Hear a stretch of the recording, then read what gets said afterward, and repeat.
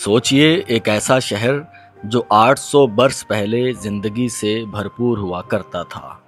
गलियों में कहकहे गूंजते थे, बाजारों में रौनकें थी, चरागों की रोशनी रातों को जगमगा देती थी।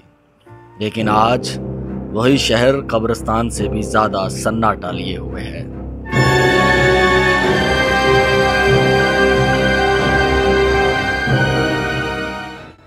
दीवारें टूट चुकी हैं, इमारतें मिट्टी में मिल गई हैं और इर्द गिर्द फैले हुए ढांचे इंसानों के ढांचे आपको बताते हैं कि यहाँ कभी जिंदगी थी, मगर अब सिर्फ मौत का बसेरा है।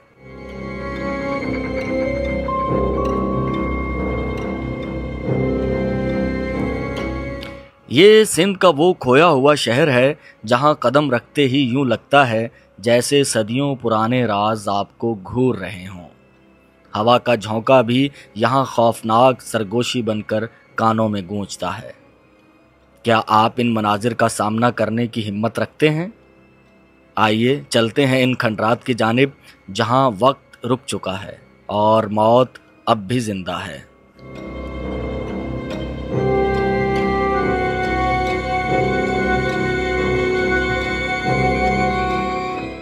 अस्सलामुअलैकुम मोहतरम नाजरीन, अली मुनव्वर आपकी खिदमत में हाजिर है और आज आप देख रहे होंगे कि मेरे इर्द गिर्द क्या फैला हुआ है। सर, एक पुरानी बिल्डिंग के आसार नज़र आ रहे हैं, कुछ छोटे छोटे टीले नज़र आ रहे हैं। तो आखिर ये खित्ता है क्या और कहाँ वाक़या है, इसका नाम क्या है? उससे पहले खुश आमदीद, बहुत बहुत शुक्रिया आप तमाम मोहतरम नाजरीन का कि आप हमारी वीडियोस को देखते चले आ रहे हैं। कुछ वीडियोस आजकल लेट आ रही हैं, उसकी वजह हमारी वो फलाही मसरूफियात हैं जिसकी वजह से बहुत कम वक्त मिलता है कि वीडियो एडिट करके उसे आप तक पहुंचाया जाए। तो मैं आज मौजूद हूं अगम कोट में। अगम कोट सिंध का एक ख़ित्ता, एक सिंध का एक इलाका। सिंध यूँ तो सकाफ़त के हवाले से ज़रख़ेज़ है, पुराने कल्चर के हवाले से ज़रख़ेज़ है। दुनिया की कदीम तहज़ीबें इन्हीं इलाकों में फली फूली हैं। मोहनजोदड़ो और हड़प्पा उसकी मिसालें आपके सामने मौजूद हैं। तो आखिर ये शहर जो कहा जाता है, ये छोटे छोटे टीले नज़र आ रहे हैं, एक मज़ार नज़र आ रहा है, एक ऐसी इमारत जिसे मैं ख़ूबसूरत कहना चाहता हूँ, लेकिन शायद आप लोग उसकी थोड़ी तशरीह चाहें कि ये खूबसूरत कैसे है। ये तो खंडर है, लेकिन इसकी जो बनावट, इसकी जो मोटाई दीवारों की और इसका जो आज से 700, 800 या 1000 साल पहले जो काम किया गया होगा, यकीनन अपने वक्त में, अपने माजी में ये बहुत शानदार इमारत रही होगी। मेरा पहला जुमला यहाँ आकर यही था कि यार इतनी मोटी दीवारें, इतनी पायदार दीवारें, अब इनकी ये हालत है, इस खंडर हो चुकी है। तो जब ये अपने बामे अरूज पर होगी तो उस वक्त इसकी शान व शौकत क्या होगी, ये देखें आप। अब ये इतनी चौड़ी दीवारें, इतनी मोटी दीवारें, तो सबसे पहले तो गर्मी के एहसास से मेरे जहन में एक जुमला आया कि यार ये इमारत ठंडी रहती होगी, ये गर्म नहीं हो पाती होगी कि इतनी इसकी मोटी दीवारें। ये देखें सर, किला नुमा, ये 1 2 3 4 5 बालिश के बाद, एक नॉर्मल इंसान की बालिश के बाद ये फिर भी 2 इंच जगह बच गई है। तो ये इमारत जो है, कहा जाता है कि एक मस्जिद रही है और अब जो है ये खंडर बन चुकी है। मुकामी लोग इसे वतायो फ़कीर की मस्जिद कहते हैं। कहानियों में कहा जाता है कि वतायो फ़कीर का ताल्लुक भी यहीं से था। इस मस्जिद के इर्द गिर्द का सन्नाटा और खंडरात में बसी हुई हवा की सरसराहट ऐसा महसूस कराती है जैसे माजी की कोई पुरानी रूह अब भी यहाँ बसी हुई है। कभी कभी तो यूं भी लगता है जैसे ये दीवारें आज भी आज़ान की बाज़ गश्त अपने अंदर संभाले बैठी हैं। तो मोहतरम नाजरीन, कहा जाता है कि सुमरा और सम्मा दौर में इस शहर की ख़ास अहमियत थी। कुछ लोग ये भी कहते हैं कि जब ठट्ठा के पास या कहीं और था, सिंध में मंसूरा नामी एक शहर था जो कि मोहम्मद बिन कासिम के बाद बसाया गया, उस दौर का ये हम पल्ला शहर है मंसूरा का। बहरहाल किस्सा यहाँ ये है कि यहाँ कुछ ऐसी कब्रें भी फैली हुई हैं जिनके अंदर से इंसानी जो बाकियात हैं वो नज़र आती हैं। मैं आपको वहाँ भी लेके चलूँगा। और एक यहाँ और अहम मज़ार भी है। ये मज़ार किसका है? ख़ास तौर पर यहाँ शोहरत तारीख़ी हवालों से तो मुस्तनद किताबों में तो उसका ज़िक्र मुझे नहीं मिला, लेकिन यहाँ मशहूर है कि वो जो एक बीबी हैं जिनका यहाँ मज़ार है। तो इस मस्जिद के जो खंडरात हैं इससे आगे यहाँ ये शहर फैला हुआ था, यहाँ टीले हैं कुछ, और यकीनन ये शहर कभी बुलंद रहा है। अब मिट्टी यहाँ से लोगों ने उठा ली है, लेकर चले गए हैं, जिसकी वजह से काफ़ी नीचा हो गया है, या बारिशों की वजह से ये मिट्टी यहाँ से बह गई है। लेकिन कहा जाता है कि यहाँ इसके पास से कभी एक दरिया बहता था, दरियाए सिंध की एक शाख थी, जिसे अब मुकामी ज़ुबान में ढोरा कहा जाता है, जो कि इस शहर की बाकियात के करीब से बहता है।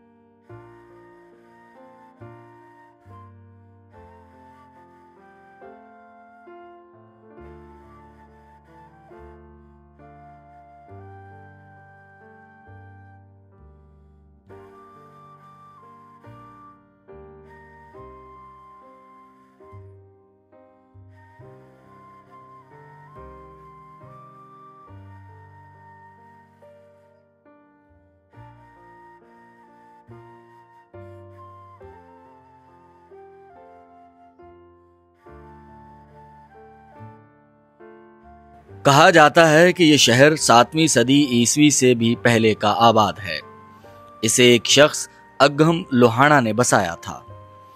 मोहतरम नाजरीन, ये वही वक्त था जब सिंध का मशहूर मुकाम बरहमनाबाद, जिसे बाद में मंसूरा कहा गया, राजा चच की हुकूमत का मरकज था।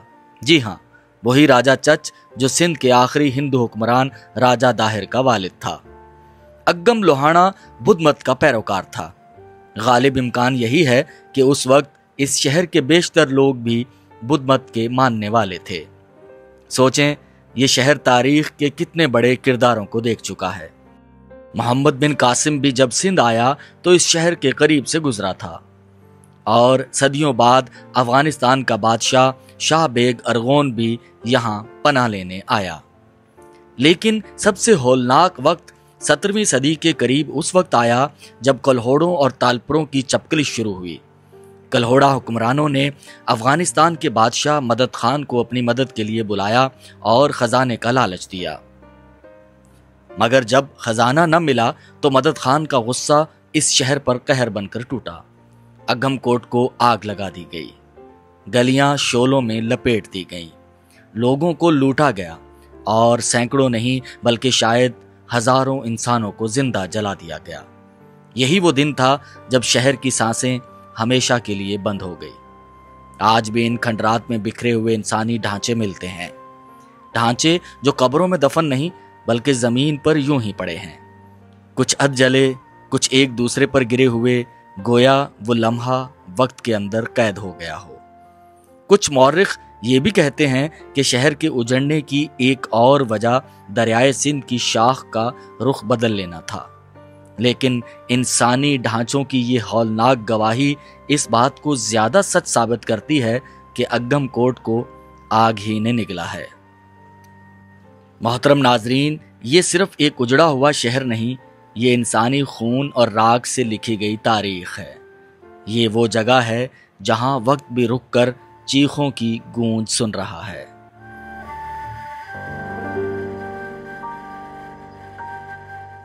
यहाँ जा बजा ये पुरानी ईंटें, और ख़ास तौर पर ये देखें ना, कुछ नक्शो निगार वाली ईंटें भी मौजूद हैं। तो ये फैली हुई, और ये खासी दिलचस्पी का बाहिस थी। ये बुनियाद जो है, ये देखें एक टीला है, और ये बुनियाद तो बहुत ज़मीन तक नीचे तक है।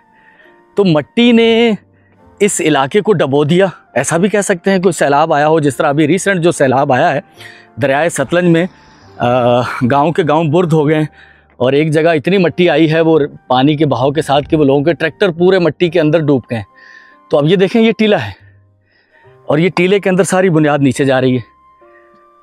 तो ये शहर शायद मिट्टी से बुर्द हुआ है, मिट्टी ने इस शहर को ढांप लिया, खाली इमारतों को, और अब जो है दोबारा से मिट्टी लोगों ने उठा ली है, तो ये शहर नुमाया हो रहा है फिर।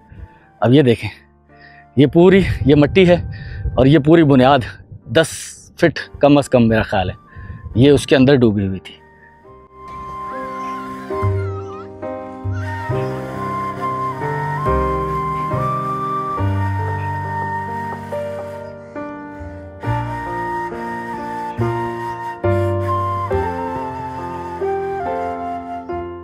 मेरे पीछे दो इमारतें आपको नज़र आ रही होंगी, एक मस्जिद है, दूसरी जो है वो सैयद मखदूम इस्माइल शाह रहमतुल्लाह अलैह का मज़ार है।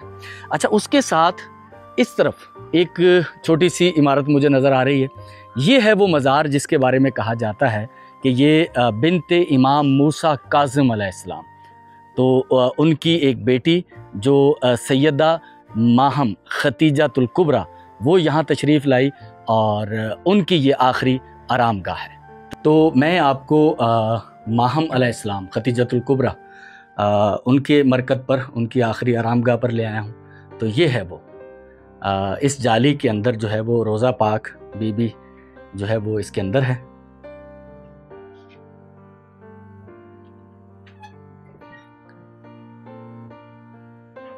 और इसके अलावा एक कब्र यहाँ और भी है, ये उनके साथ बीबी के साथ जो है वो उनकी खिदमतगार थी या उनकी बहन थी या उनसे करीबी ताल्लुक़ था उनका, ये इनकी है और ये बापर्दा है। हमने भी ज़्यादा अंदर वीडियो नहीं बनाई तकद्दुस का ख्याल रखते हुए, और कुछ अंधेरा भी है।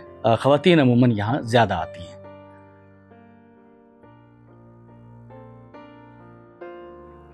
तो शाहज़मान जो यहाँ मुकामी खिदमतगार हैं, ये मेरे साथ यहाँ मौजूद हैं। ये मुझे एक और चीज़ दिखाने लेके जा रहे हैं, लेकिन उससे पहले शाहज़मान, कितने लोग आते हैं और कब आते हैं यहाँ बीबी के मज़ार? बहुत आते हैं। अच्छा, चेलम पे बहुत आते हैं। चेलम पे, मुहर्रम के चेलम पे? हाँ। अच्छा, और इसके अलावा कुछ सालाना मेला वगैरह लगता है? नहीं, मेला नहीं लगता है। अच्छा, चेलम पे आते हैं? चेलम पे आते हैं, 12 महीना रश होती है इधर। तो यहाँ कौन लोग आते हैं, जैसे मुसलमान आते हैं या हिंदू भी आते हैं? हिंदू किस घटना से? नहीं, अभी मैंने देखा था जब हम आए थे तो वो चिंची में 2-3 फैमिलियाँ, हिंदू फैमिलियाँ यहाँ आई। हाँ, वो घूमने के हिसाब से आया। अच्छा, घूमने के हिसाब से आया, ठीक है। तो यहाँ कंस्ट्रक्शन का काम चल रहा है, जो कि बीबी का मज़ार बनाने की तैयारी हो रही है। बड़ा ये इमारत के सारा कंस्ट्रक्शन यहाँ होगी। लेकिन मैं आपको लेकर जा रहा हूँ इसी खंडरात में, इन्हीं इलाकों में, एक ऐसे मुकाम पर जहाँ इंसानी पाकियात सैकड़ों हज़ारों, कौन जाने कितने साल पहले वो यहाँ मदफून हुए थे, उनकी कब्रों के अंदर उनकी कब्रें खुली हुई हैं, उनकी इंसानी हड्डियाँ जो हैं वो बाहर पड़ी हुई हैं। ये ज़माने की सितम ज़रीफ़ी है, या कुछ लोग कहते हैं कि इस शहर को 7 बार उल्टाया गया है, तबाह किया गया है। बहुत सी कहानियाँ इस तरह की ज़ुबान ज़द-ए-आम बहुत सारे इलाकों के बारे में होती हैं, जिनमें सच्चाइयाँ कितनी होती हैं ये अगर आप मेरा ज़ाती ख़्याल पूछें तो कम होती हैं। ज़ुबान ज़द-ए-आम मशहूर मिसलें बन जाती हैं तो वो मशहूर हो जाती हैं चीज़ें। तो लोगों का इस बारे में ये गुमान है, ये कहना है कि ये इस शहर को, चूँकि यहाँ ज़ालिम लोग रहते थे, ये लोगों का कहना है, तो उस वजह से इस शहर को तबाह कर दिया गया। पलटा देने का मतलब उलट कर वापस फेंक दिया गया, पलटा कर उनके ऊपर, जिसकी वजह से यहाँ की कब्रें खुल गई और उनकी हड्डियाँ इबरत के लिए बाहर पड़ी हैं। लेकिन मेरा ये ख्याल है कि इसमें सच्चाई कदरे कम है। यहाँ कभी इमारत रही होगी कोई, ये देखें ना, ईंटें यहाँ बेतहाशा पड़ी हुई हैं और पुराने ज़माने की पड़ी हुई हैं। अब जो मनाजिर मैं आपको दिखाने वाला हूँ, कमज़ोर दिल हज़रात जो हैं, वो मेरा ख़्याल है, मैं ये कहना चाहूँगा कि वो इस वीडियो के अगले हिस्से को ना देखें, छोटे बच्चे ना देखें। ख़ास तौर पर ख़वातीन से कहना चाहूँगा कि अगर आपका दिल दुखे या आपको ये मनाजिर परेशान करें तो काइंडली, मैं अब इंसानी बाक़ियात, जो कि इस शहर के बारे में कहा जाता है कि इस शहर को पलटाने की वजह से बतौर सज़ा या बतौर इबरत इंसानी ढांचे यहाँ जा बजा मिलते हैं। तो ये एक ऐसा शहर है सिंध का, शायद वाहिद इलाका है जो कि तबाह बर्बाद हुआ, किस वजह से वो एक अलग बहस है, लेकिन यहाँ इंसानी बाक़ियात जा बजा बिखरी हुई हैं। एक ख़ासा दिल दहला देने वाला और हैरान कुन सा मंज़र है कि ये इंसानी दांत है, ये इंसानी एक जबड़ा है जिसकी हड्डियाँ आपको यहाँ नज़र आ रही होंगी। इसके अलावा आप ये देखें, ये आपको इंसानी हड्डियाँ यहाँ नज़र आ रही हैं। ये ख़ासे दिल दहला देने वाले मनाजिर हैं। अब मैं एक रिक्वेस्ट ही कर सकता हूँ कि कमज़ोर दिल जो लोग हैं वो इन मनाजिर को ना देखें।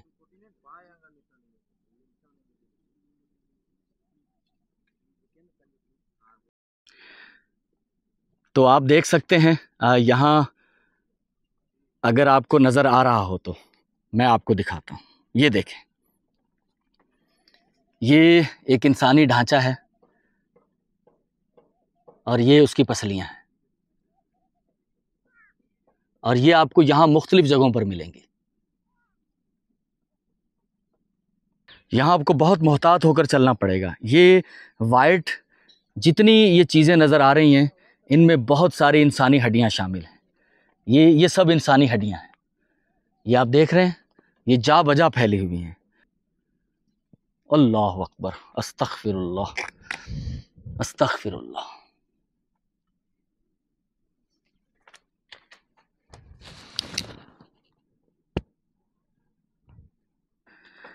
अब ये जो मंज़र मैं आपको दिखा रहा हूँ, ये मंज़र जो है ये पूरे इंसानी ढांचे का है। तो मैं आपसे एक बात कहना चाहूँगा, जब आप यहाँ आएँ तो अस्तगफिरुल्लाह अस्तगफिरुल्लाह का विर्द करते आएँ, अल्लाह ताला से तौबा करते हुए आएँ। और इंसान जो कि बहुत नाकारा, बहुत कमज़ोर है, उसे अपना मुकाम हमेशा याद रखना चाहिए। और उसका मुकाम ये है, ज़िंदगी में वो बहुत उछल कूद करता था, लेकिन अब मिट्टी में मिला हुआ है और उसकी शनाख्त भी ख़त्म हो चुकी है। ये मंज़र ऐसा मंज़र है सर, जो आपको ज़िंदगी में आपकी मौत याद दिलाएगा और बार बार याद दिलाएगा।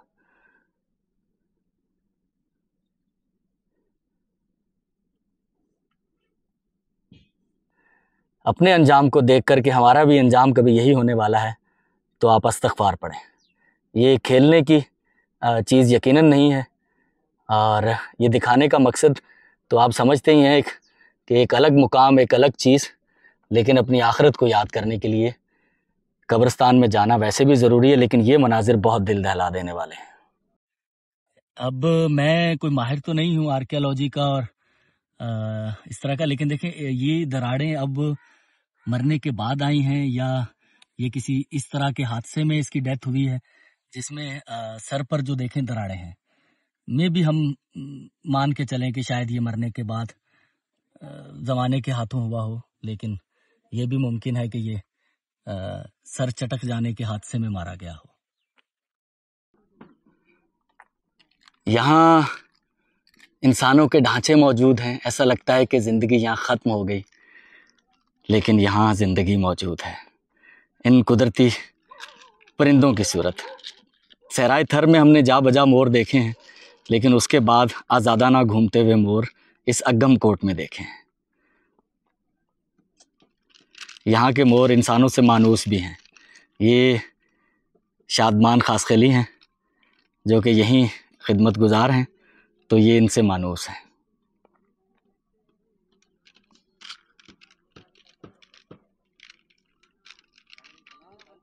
तो मैं यहाँ इस मोर के साथ, इस खूबसूरत ज़िंदगी के साथ इस वीडियो को अगले मरहले तक लेकर चलूँगा। आप जानते हैं कि हमारी वीडियो किसी एक मौजू से मुतल्लिक नहीं होती, जो कि यूट्यूब के एल्गोरिथम और लोगों की सोच के बिल्कुल बरखिलाफ़ है।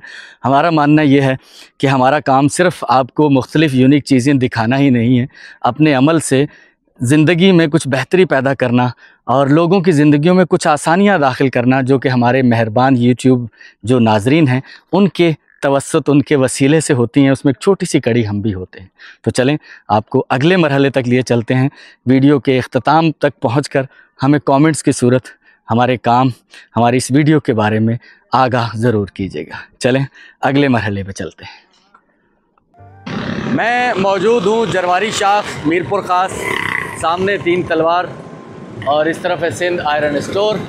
यहाँ एक बार फिर से मस्जिद की ख़रीदारी के लिए हम लोग मौजूद हैं, और आज का हमारा बिल दिखा दें।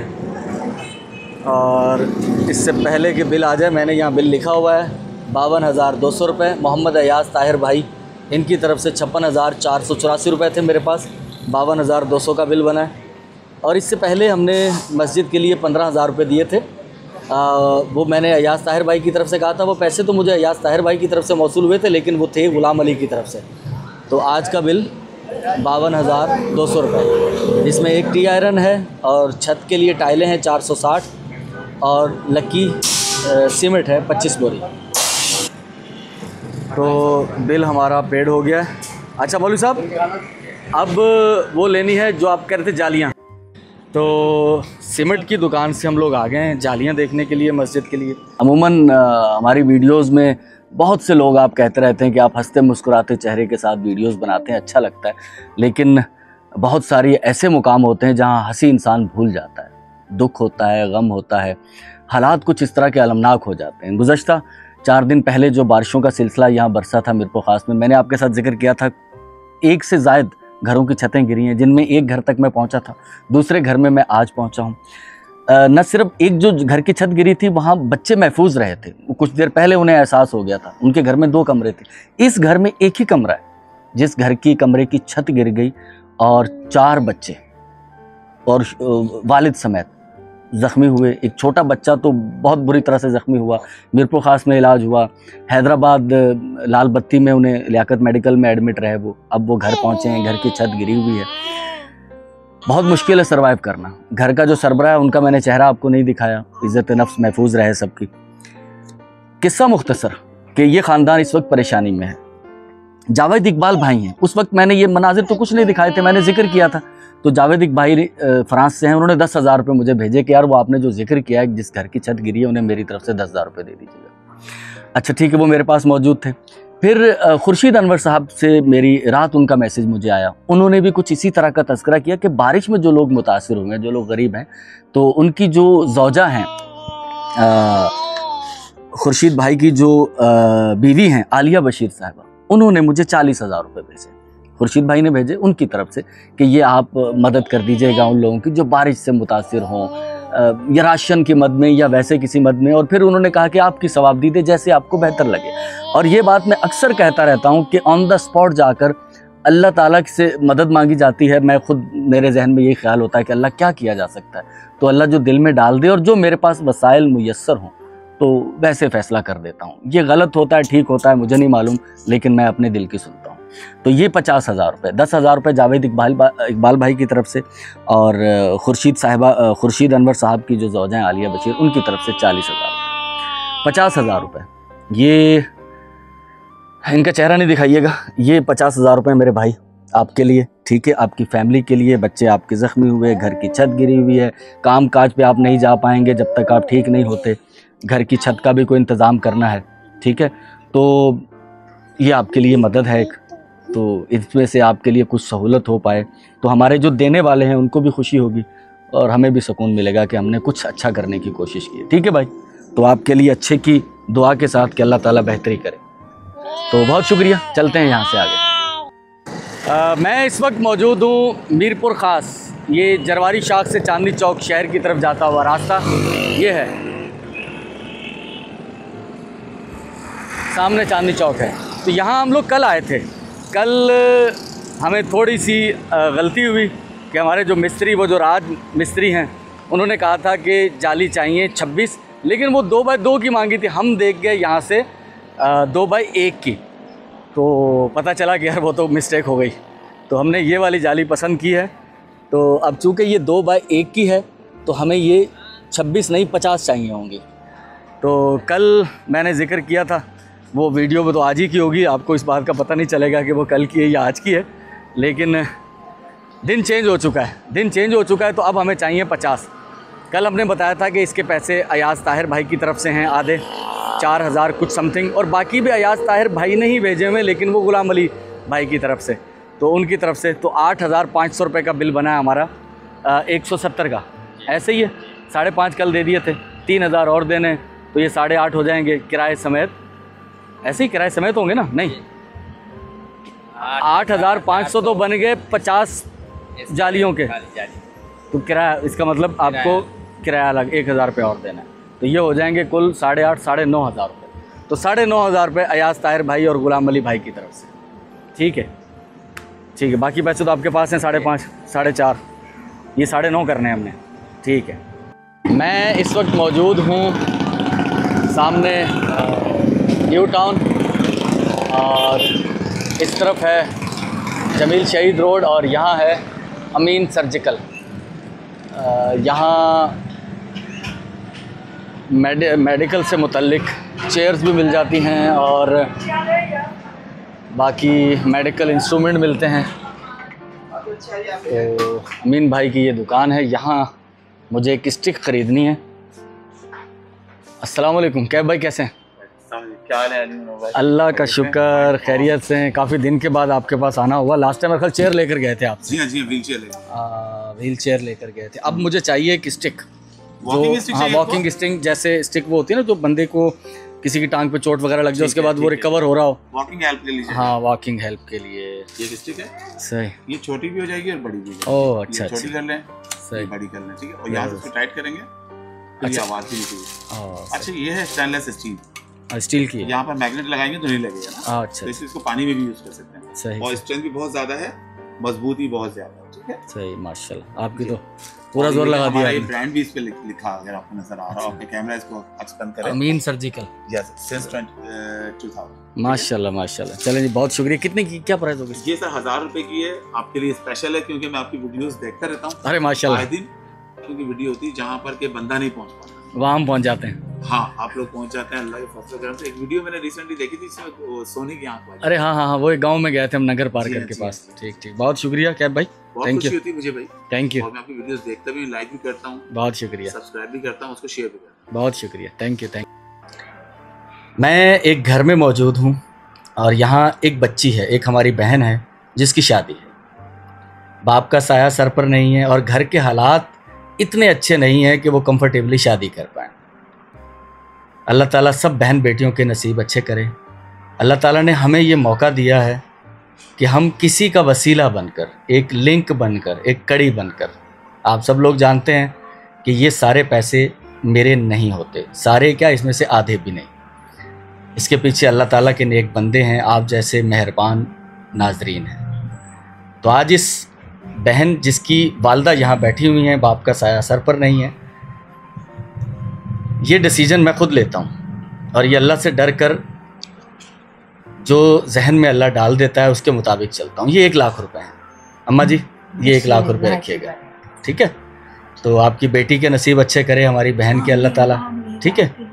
तो ये 1 लाख रुपए जहांगीर महमूद, हमारे एक भाई हैं, जहांगीर महमूद भाई की तरफ से हैं। तो उन्होंने मेरी सवाबदीद पर छोड़े थे कि आप जहाँ इसे खर्च करना चाहें कर दीजिएगा, तो ये मैं आपको देता हूँ आपकी बेटी की शादी के लिए। शुक्रिया बेटी, आपकी बहुत बहुत मेहरबानी। अल्लाह ने आपको इतना बड़ा रुतबा दिया है, अल्लाह इनको। तो अल्लाह ताला बस करम का मामला रखे अपना और खैर व आफियत से शादी हो जाए, शादी हो जा खैर, है ना। मैं वादा तो नहीं करता कि मैं आपकी शादी में आऊँगा, लेकिन अगर मैं यहाँ हुआ उस वक्त तो शायद आ जाऊँ, लेकिन वादा नहीं है कोई, ठीक है ना। तो दुआएं हमारी साथ हैं आपके, ठीक है। चलें बहुत शुक्रिया, हमारी भी दुआ आपके साथ है, हमारी औलाद से। आमीन आमीन।